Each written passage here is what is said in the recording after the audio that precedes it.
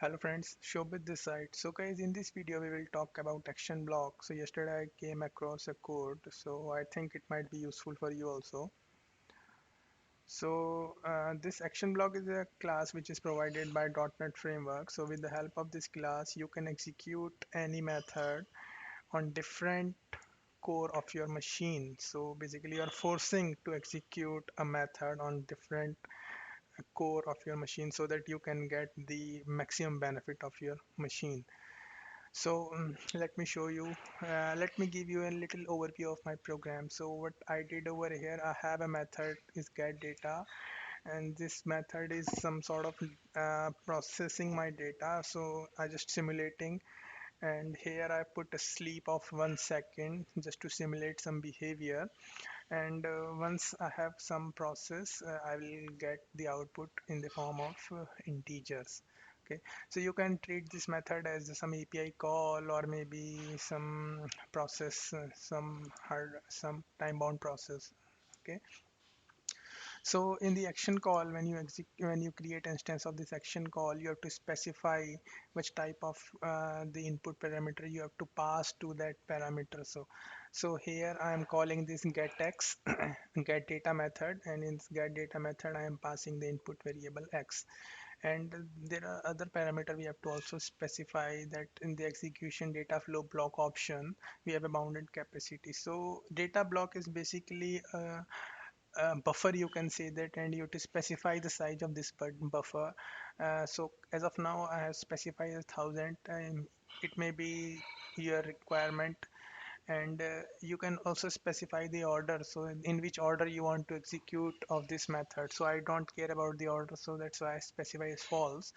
And also you can specify that what should be the maximum degree of parallelism. Since my machine has 8 core, so I am using as of now 8. It depends on your machine. So if you want that you are not aware how many cores in your machine, then you can write logic over here. Then whatever the core in your machine, you just get it and set it over here.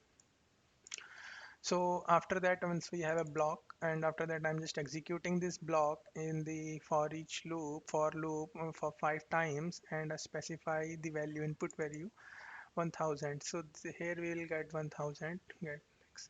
Okay, and I'm just trying to execute this, complete it, and waiting for the completion. So once everything will be done, I'll just capturing the stopwatch elapsed time, and it will showcase over here in the console.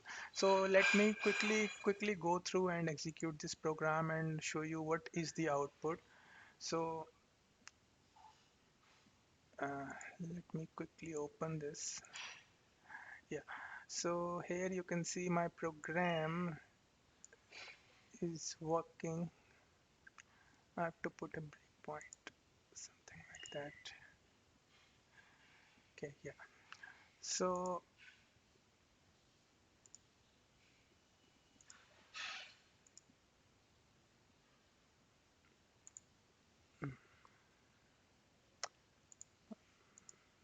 yeah.